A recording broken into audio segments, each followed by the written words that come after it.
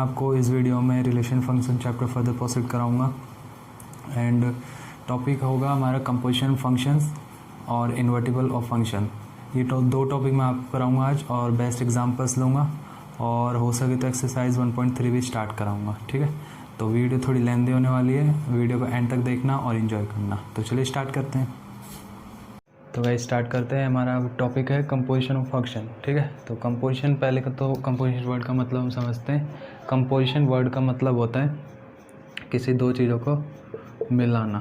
ठीक है, हिंदी में बोलेंगे तो मिलाना होता है कंपोजिशन का मतलब। अब इधर क्या है इसका मतलब वो हम समझते हैं। देखो इस जो बुक का एग्जांपल है वो ये है कि स्टूडेंट है, ठीक है, वो बोर्ड का एग्ज़ाम देने जाते हैं, उनका रोल नंबर होता है कुछ, उन्हें पता होता है और उन्हें बोर्ड पे कोड दिया जाता है, फेक कोड जिसे हम बोलते हैं। तो हम मान लेते हैं जो स्टूडेंट है वो एक्स है। ठीक है, वो छोटे से बता दूंगा मैं, और जो रोल नंबर है उनको एक फ़ंक्शन दे देते हैं एफ एक्स। ठीक है, और जो उनका फेक कोड उन्हें दिया जाता है उसको हम फंक्शन दे देते हैं जी एक्स। ठीक है, अब पेपर में क्या करते हैं, स्टूडेंट्स को ज़्यादातर फेक कोड से वो देख लेते हैं एग्ज़ामिनर, और वो स्टूडेंट को पहचान लेते हैं कि ये इसका पेपर है। ठीक है, ऐसे तो हम पहले इस पे जाते हैं, पहले मतलब उन्हें दिक्कत नहीं होती कि पहले कोड फिर रोल नंबर फिर स्टूडेंट। वो क्या करते हैं, डायरेक्ट इधर से इधर आ जाते हैं डायरेक्ट। तो इधर से इधर आने को, डायरेक्ट को, इस चीज़ को हम कैसे पढ़ेंगे, कैसे एनालाइज करेंगे, तो इसी को बोलते हैं हम कंपोजिशन ऑफ फंक्शन। मतलब एक फंक्शन से डायरेक्ट दूसरे फंक्शन पे पहुंचना, बीच वाले को ना देखना। ठीक है, तो इसको बोलते हैं हम कंपोजिशन ऑफ फंक्शन। अब जाते कैसे हैं, देखो हम जो स्टूडेंट से इसको हमने एफ एक्स माना, तो मैंने इसको डिफाइन कर लिया f B to A, sorry A to B कर लेता हूँ मैं, दो साइड से बना ये ए टू बी, और जी हमारा बन गया बी टू सी। हाँ, एक बात और, जो जी एक्स फंक्शन होना चाहिए उसका जो डोमेन होना चाहिए वो इसका कोडोमेन होना चाहिए। ठीक है, जिसका कोडोमेन होगा वो इसका डोमेन होगा, तभी पॉसिबल होगा। हाँ, तो मैं क्या बोल रहा था, अब जी से एक्स डायरेक्ट तक उसको पहुंचना है, तो ये फंक्शन कहलाएगा जी ओ एफ। ठीक है, जी ओ एफ, जी से डायरेक्ट उसको उस पर पहुँचना है तो इसको हम बोलेंगे जी ओ एफ। और दूसरा होता है एफ ओ जी, जो कि इसका अपोजिट होता है। ठीक है, अब ये क्या होते हैं, कैसे इसके डोमेन कैसे निकालते हैं, इसके रेंज कोडोमेन कैसे निकालते हैं, वो भी मैं बताता हूँ आपको। ठीक है, और कैसे हम इसको सॉल्व करते हैं। तो गाइस अब जैसे मैंने तीन इधर फंक्शन ये सेट लिए, इससे मैंने फंक्शन एफ और फंक्शन जी ले लिया। ठीक है, और मैंने कुछ मान भी लिया उन्हें, सिंपल ही। ठीक है, अब इसमें हम क्या करेंगे, अब हमें निकालना है कि जो जी ओ फंक्शन बनेगा उसका डोमेन क्या होगा, उसका कोडोमेन क्या होगा। एफ ओ जी बनेगा, उसका डोमेन, उसका कोडोमेन क्या होगा। ठीक है, अब हम समझते हैं। देखो पहली बात तो जी एफ निकालते कैसे हैं मैं आपको बताता हूँ। जी एफ ये है, अब मैं इधर एक्स ले लेता हूँ तो ये बन जाता है जी एफ एक्स। ठीक है, अब जी के अंदर हम एफ एक्स, जी फंक्शन क्या है एक्स स्क्वायर, तो एफ एक्स का स्क्वायर जो जी के अंदर होता है उसको तो हम एज एक्स लेते हैं, उसमें पुट करते हैं ना, तो सेम वही एफ एक्स का स्क्वायर। अब एफ एक्स का एक्स प्लस 2 का स्क्वायर। ठीक है, तो ये आ जाएगी जी ऑफ एक्स की वैल्यू। अब देखो हम, अब पहली बात तो ये एक्स और ये एक्स डिफरेंस है, दोनों में डिफरेंट। क्यों? क्योंकि एक्स कौन सा है, जो डोमेन ए है, इसमें से हम पुट कर सकते हैं इसमें वैल्यू, और जी वाले में क्या हम क्या पुट कर सकते हैं, बी, इसमें से पुट करेंगे। तो ये एक्स और ये एक्स डिफरेंस है इन दोनों में। ठीक है, अब देखो, अब जी ऑफ एफ में हम एक्स पुट कर रहे हैं। अब ये एक्स कौन सा है, ये तो सिम ये वाला होगा ना, जो एफ एक्स का वाला, जो डोमेन एफ एक्स के डोमेन में जो एक्स होगा वो एफ एक्स होगा। तो ये तो हमें पता चल गया जी ऑफ एक्स का डोमेन क्या होने वाला है, ए। ठीक है, अब जी एफ एक्स, अब जी एफ एक्स, अब इसके अंदर कौन सी वैल्यू आएंगे, इसके अंदर वो वाली, ये वाली वैल्यू पुट करेंगे हम, और रिज़ल्ट किस में आएगा, हमें इसमें आएगा ना कोडोमेन में से रिज़ल्ट। तो इस वाले का पूरी की वैल्यू मतलब इसका पूरे का रिज़ल्ट किस में है, हमारा सी में है, और जो रिज़ल्ट होता है वही कोडोमेन होता है, जिसमें रिज़ल्ट आता है वही हमारा कोडोमेन होता है। तो इसका कोडोमेन क्या हो गया, A to C। Same FOG का C to A हो जाएगा। ठीक है, ऐसे हम इसके कोडोमेन और डोमेन फाइंड करते हैं। ठीक है, आई होप आपको ये समझ आ गया होगा। अब गाइस बीच में एक टॉपिक बच गया था हमारा, आइडेंटिटी फंक्शन। ये मैंने पहले आपको करा देता हूँ, फिर मैं आपको कंपोजिशन फंक्शन फर्दर प्रोसीड कराऊंगा। ठीक है, अब देखो आइडेंटिटी फंक्शन क्या होता है। अब ये GOF और FOG में लागू होता है। आइडेंटिटी का मतलब होता है जैसे सेम होना चाहिए, जैसे हमने पढ़ा है आइडेंटिटी ऑफ ज़ीरो पढ़ा है, मतलब ज़ीरो किसी में ऐड करेंगे तो वही नंबर आएगा। आइडेंटिटी ऑफ वन पढ़ा है, मतलब वन को किसी से इंटू करेंगे वही आएगा। तो आइडेंटिटी का मतलब वही चीज़, सेम ही चीज़ आएगी, ये होता है इसका मतलब। तो इधर भी सेम मतलब है कि जब अगर हम इसमें x पुट करेंगे तो जो हमें रिज़ल्ट मिलेगा इसका, ये वो भी x ही होगा। तो ये होता है आइडेंटिटी फंक्शन।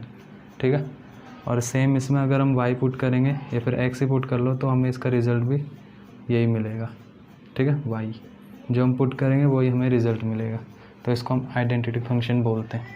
आप ये भी बोल सकते हो कि जिसमें डोमेन जो हम पुट करते हैं और जो रेंज आई है वो दोनों बराबर हो, उसको हम बोलते हैं आइडेंटिटी फंक्शन। ठीक है, तो इसकी कोई डेफिनेशन इतना ज़रूरी भी नहीं है, बट समझना ज़रूरी था। इसका क्वेश्चन एग्जांपल में, इसलिए मैंने आपको बता दिया। ठीक है, अब गाइज एक स्टेटमेंट है ये कि F A to B and G B to C are 1 1, then GOF B A to C is also 1 1।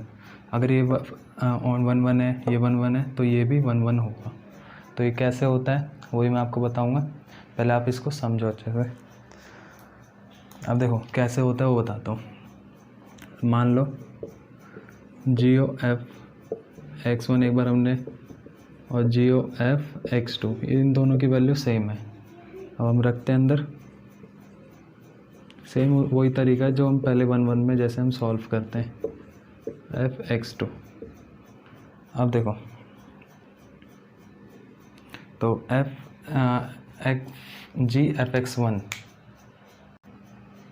अब हमने जैसा कि पता है as G is 1 1, G function 1 1 है, तो उसके जो अंदर वाले हैं वो भी बराबर हो जाएंगे, क्योंकि जब फंक्शन बराबर होता है तो जो हम अंदर पुट करते हैं वही बराबर होता है।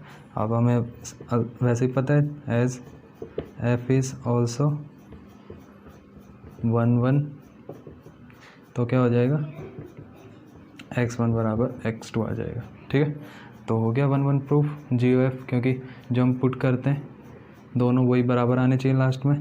तो yes, hence GOF is also 1 1। ठीक है, GOF इज़ ऑल्सो 1 1। अब गाइस देखो जैसे 1 1 के लिए हमने करा, तो ऑन टू के लिए भी होना चाहिए। तो मैं ऑन टू के लिए भी बता देता हूँ आपको कि ऑन टू के लिए क्या होगा। हम स्टेटमेंट है कि F भी ऑन टू है, G भी ऑन टू है, तो GOF भी ऑन टू होना चाहिए। ये हमें प्रूफ करना है और स्टेटमेंट भी समझ सकते हो आप। तो मैं इसका प्रूफ आपको बताता हूँ। तो देखो लेट हम करते हैं कि कोई भी एलिमेंट है इसमें जो कोडोमेन है G का। ठीक है, तो और एक और चीज़ हम लेट करते हैं also, Y is pre image of Z। Y क्या है, प्री इमेज ऑफ Z है। ठीक है, तो हम ये लिख सकते हैं G में अगर हम Y पुट करेंगे तो हमें Z मिलेगा, क्योंकि इमेज है ना वो तो उसकी। ठीक है, इसलिए हम लिख सकते हैं ना, मान लिया हमने। और ये भी रीज़न लिख सकते हो कि G इज़ ऑन टू। ठीक है, ये भी रीज़न लिख सकते हो आप। अब देखो, और हम दोबारा हम मानते हैं let X is also preimage of X, और ये जो Y है ये बिलोंग करता है B से। ठीक है, क्योंकि B में ही होगा ये, और जो X है वो बिलोंग करेगा A से। ठीक है, प्री इमेज ऑफ X। तो फिर से हम बोल सकते हैं कि अगर हम F में X पुट करेंगे तो Y मिलेगा as F is onto. ठीक है, अब देखो, अब ये मैं क्यों बोल रहा हूँ, क्योंकि जो हमने माना, हमने y किस में माना, इसके कोडोमेन में माना है, और वही हमारे रेंज में आ गया। तो हम ये कब लिख सकते हैं, जब वो ऑन टू, मतलब रेंज और कोडोमेन बराबर होने चाहिए हमारे, ठीक है। तो हो गया। अब देखो मैं निकालता हूँ जी ऑफ एफ एक्स,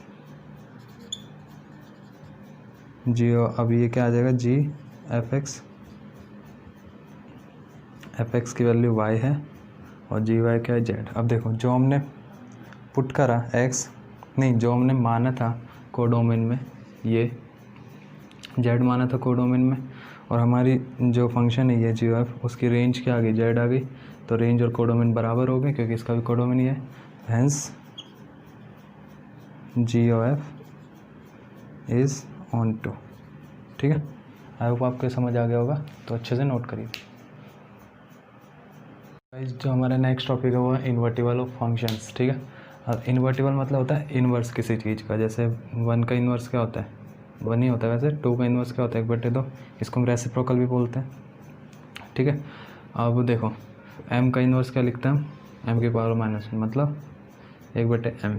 तो ये सारे क्या हो गए, बराबर नहीं हो गए, सॉरी, m का इन्वर्स बोले तो ये, ठीक है। अब देखो इधर भी फंक्शन का इन्वर्स का मतलब होता है ये f है, इसका इन्वर्स हो गया ये। अब इसका मतलब ये नहीं होता, यही बड़ी बात है इसमें, ठीक है। इसका मतलब ये नहीं होता कि f इन्वर्स बराबर हो 1/f के, कभी भी नहीं होता, ठीक है। अगर कोई कंडीशन हो क्या पता तब हो जाए, बट ऐसा नहीं होता एक्चुअल में। अब एक्चुअल में होता क्या इन्वर्स, वो मैं आपको बताता हूँ।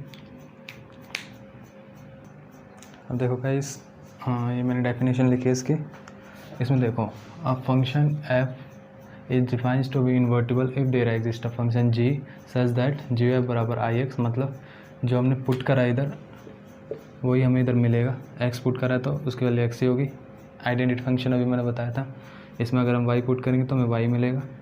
The function g is called the inverse of f। मतलब जो फंक्शन एग्जिस्ट करेगा दूसरा फंक्शन जिसकी कोडोमेन, इसका डोमेन इधर, इसका डोमेन इधर कोडोमेन बन जाएगा, इसका कोडोमेन डोमेन, तो यही फंक्शन इसका इन्वर्स होगा, ठीक है।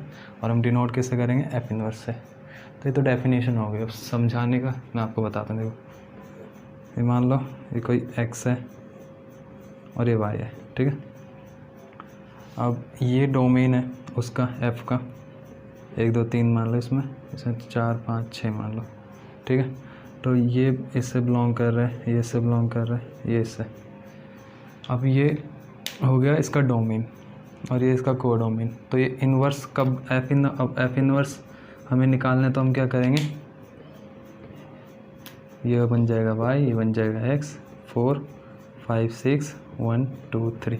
जब कोडोमेन और डोमेन दोनों चेंज हो जाते हैं तो हम बोलते हैं इन्वर्स फंक्शन, ठीक है। ये इन्वर्स होता है सिंपली। और दूसरी बात जो आगे बोला है, जी ऑफ आई एक्स आना चाहिए, और वो जो हम पुट करते हैं वही आना चाहिए, मतलब आइडेंटिटी होना चाहिए, दोनों आइडेंटिटी फंक्शन होनी चाहिए। तो ये भी कंडीशन है दूसरी, ठीक है। और इन्वर्स तो हमारा जी ही होता है। और एक और चीज़ मैं बता दूं, अगर हमसे सिंपल फॉर्म में, मतलब सेट फॉर्म में पूछा है कि इसका इन्वर्स, मतलब कोई फंक्शन दे रखा है ऐसे 2 3 1 5, ठीक है, 1 5 तो नहीं होगा, 2 5 3 3, ठीक है। इसका मेरे को निकालना है एफ इन्वर्स। तो हम इसको तो सिंपल निकल जाएगा। इसमें क्या होगा, जो ये दोनों एलिमेंट आपस में एक्सचेंज हो जाएंगे, 5 2 और 3 3, ठीक है। तो इसका इन्वर्स तो सिंपल ही निकालना। बट अगर कोई फंक्शन दे दे हमें एफ एक्स करके x² + 5, इसका इन्वर्स 2x, इसका इन्वर्स, ऐसे ही सारे फंक्शन को निकालने के लिए हम इस चीज़ का इस्तेमाल करते हैं इसका, ठीक है। तो वो कैसे करते हैं वो मैं भी बताऊंगा आपको। पहले एक चीज़ और बतानी है, आप इसको नोट करें। अब गाइस देखो, मैंने एक और चीज़ लिखी है नीचे, वो है कि अगर f11 एंड on2 दोनों हैं तो वो इन्वर्टिबल होगा। कैसे, वो मैं बताता हूँ आपको। देखो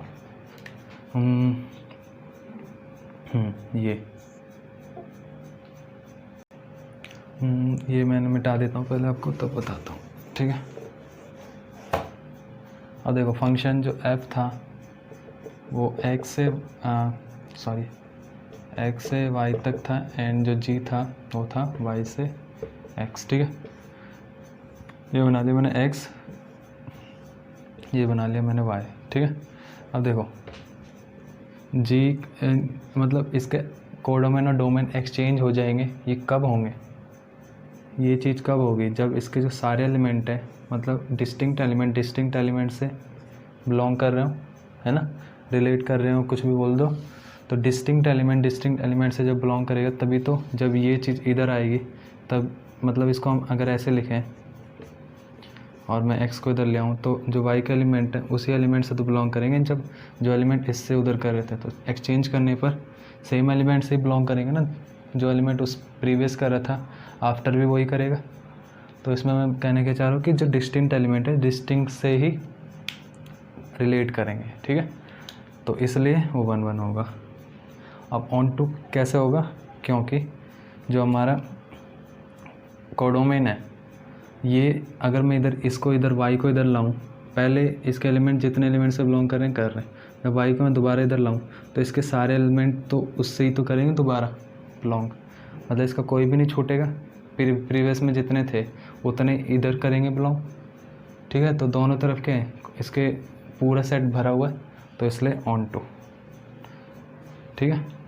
तो इसलिए हम अगर हमें इन्वर्टिबल प्रूफ करना है तो हम 1 1 और ऑन टू भी प्रूफ कर सकते हैं, और हम बोल सकते हैं कि ये इन्वर्टिबल है और इसका इन्वर्स क्या होगा, g फंक्शन होगा। और वो g फंक्शन क्या होगा, जो हम जैसे x+5 है कोई फंक्शन f(x), तो इसको हम y ले लेते हैं x+5, और जो g फंक्शन होगा वो होगा ये, और ये हमारा g फंक्शन होगा, gx को हम ऐसे लिख देंगे y-5, यही हमारा इन्वर्स होगा, ठीक है। अब इन्वर्स भी अगर हमसे ये बोला है निकालने के लिए तब तो हम इन्वर्स ये लिख सकते हैं, अगर हमसे ये बोला है निकालने के लिए x की टर्म्स में निकालो तो इन्वर्स क्या हमारा यार, ये आया, y की जगह x रख दो, सिंपल है ना। और लास्ट में क्वेश्चन में हमसे ये भी पूछ लेते हैं कि f इन्वर्स 10, तो 10 की वैल्यू इसमें रख दो, 5 आ जाएगी इन्वर्स, एक्चुअल फॉर्म में ऐसे आ जाएगी, ठीक है। लास्ट में एक पार्ट अलग से बना देते हैं, इसमें पूछ लेते हैं हमसे, ठीक है। तब मैं आपको आगे बताता हूँ, अब मैं कुछ क्वेश्चंस ले लेता हूँ, ठीक है। गाइस क्वेश्चन कुछ इस प्रकार है कि इसमें हमें f दे रखा है, g दे रखा है, f दे रखा है, g दे रखा है, ये डिफाइन कर रखा है, ये वैल्यू दे रखी है, ठीक है। तो हमें निकालना है GOF। अब GOF हमें निकालना है, इसमें शायद वैल्यू भी दे रखी है, रुको मैं वैल्यू देख लेता हूँ। GOF सब तो हमें पूरा निकालना पड़ेगा, ठीक है। अब देखो मैं निकालता हूँ पहले GOF 1, तो ये क्या होगा F1 अंदर। अब F1 की वैल्यू क्या है, F1 की वैल्यू 2 है, G2 की वैल्यू क्या है 3, ठीक है। अब GOF2 निकालूँ मैं तो ये बन जाएगा GOF2। अब F2 की वैल्यू क्या है ही नहीं 2 की वैल्यू।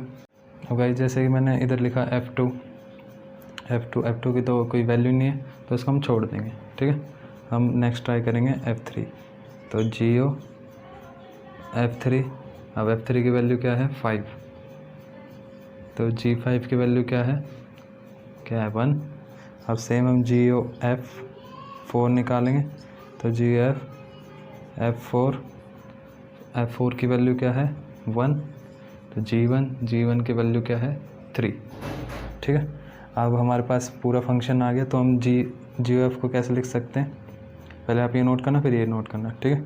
मैं ब्लैक से लिख देता हूँ इसको, देखो GOF हमें निकालना है, तो GOF को हम कैसे लिखेंगे, इस टर्म में लिखना है, जैसे ये लिखा ना हमने वैसे लिखना है। तो जब हमने 1 पुट करा तो हमें रिज़ल्ट क्या बना 3, जब हमने 3 पुट करा तो हमें रिज़ल्ट क्या बना 1, और जब हमने 4 पुट करा तो हमें रिज़ल्ट क्या बना 3, ठीक है। तो ये हमारा आंसर हो जाएगा, ठीक। अगर आप ऐसे लिख के छोड़ते तो शायद टीचर मार्क्स काट ले, बट ऐसे लिखोगे तो पूरे मिलेंगे, ठीक है। क्वेश्चन नंबर 2 और ये उसका फर्स्ट सेकंड पार्ट, तो हम पहले फर्स्ट लेते हैं।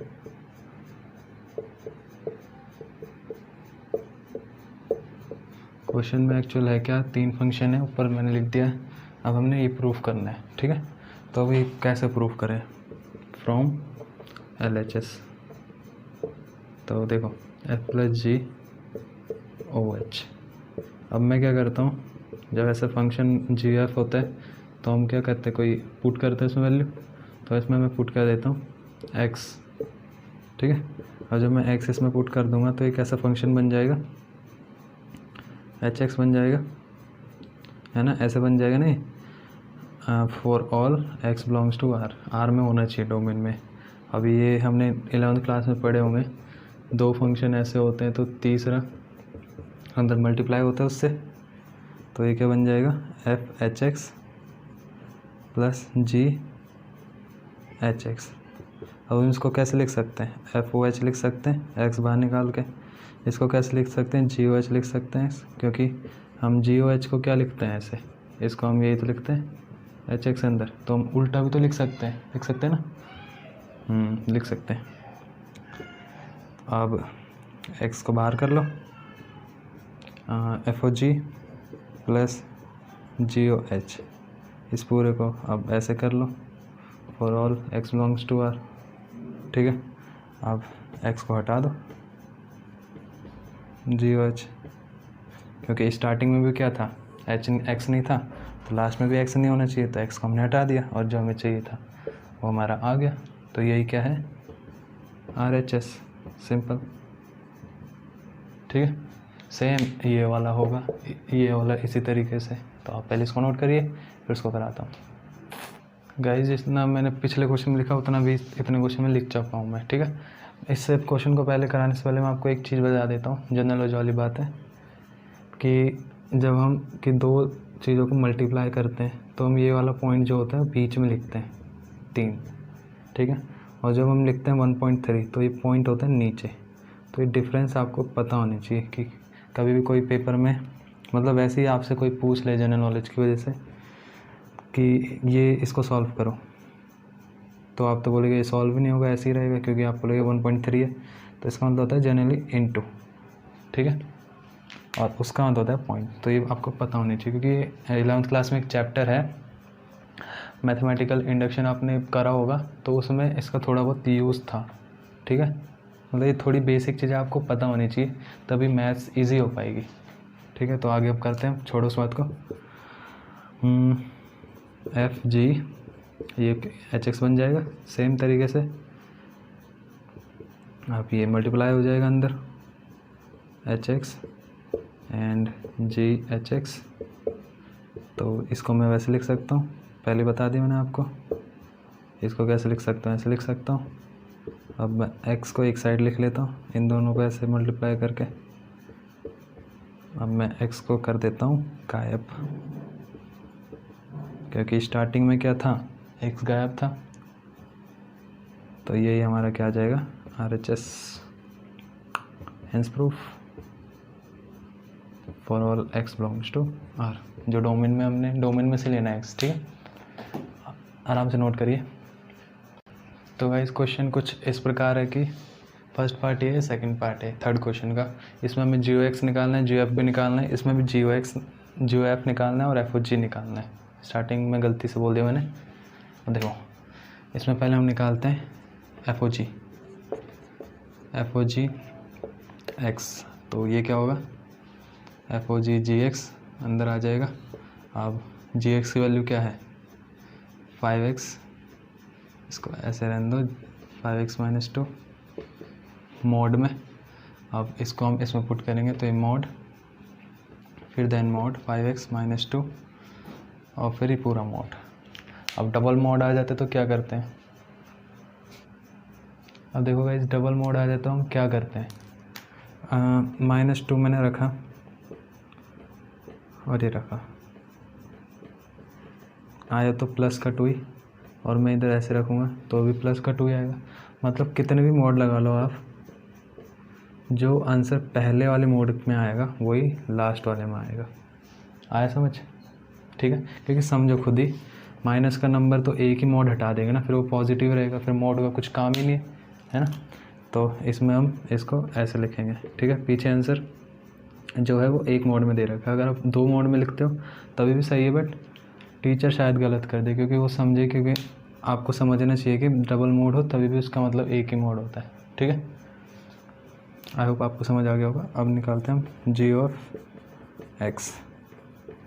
तो ये अंदर एफ एक्स चले जाएगा और एफ एक्स क्या हमारा मॉड एक्स है और जी एक्स क्या है मॉड 5।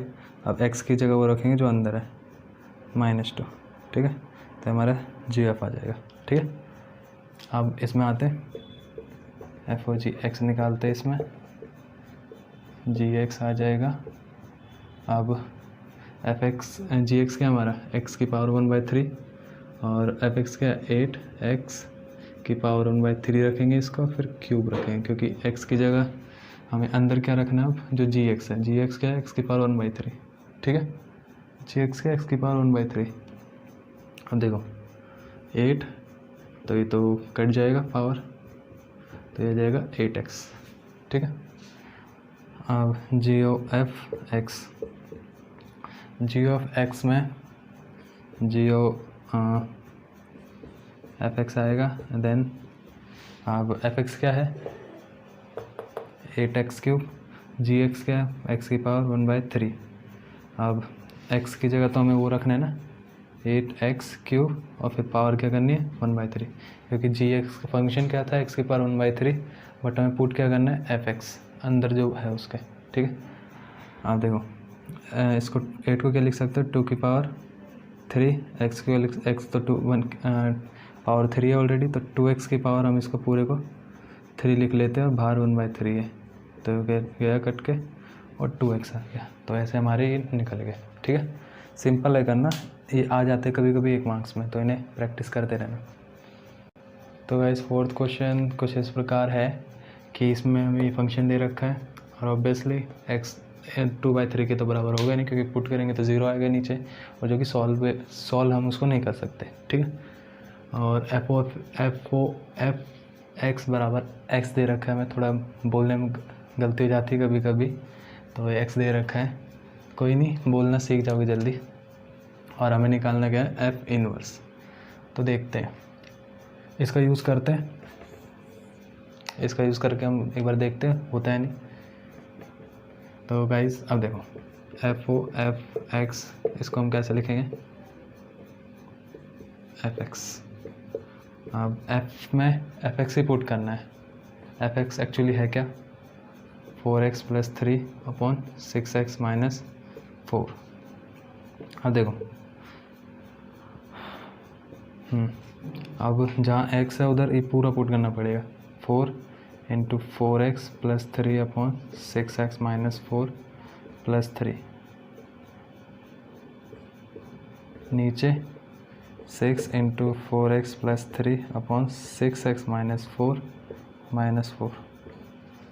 अब देखो इसको मैं थोड़ा इधर कर देता हूँ, ये आ जाएगा अपना 16x + 12 और उधर एलसीएम लेके 18x - 12 अपॉन 6x - 4, नीचे 24x + 18 - 24x + 16, एलसीएम लेके कर रहा हूँ मैं डायरेक्ट। तो ये तो गया और 12 से ये गया, ये इससे गया, पॉइंट नहीं है ये। ऊपर क्या बच गया 16, ये कितना हो जाएगा तो 14, 2 3 34x और नीचे 34, 18 + 16, तो ये गया कट के x आ गया। तो जो हमने पुट करा वही आ गया। इसमें शायद प्रूफ करने के लिए बोला था, रुको 2 मिनट। हाँ वही प्रूफ करने के लिए बोला था, सॉरी मैंने बोल दिया कि गिवन है, ये प्रूफ करना था और हमने प्रूफ कर दिया, ठीक है।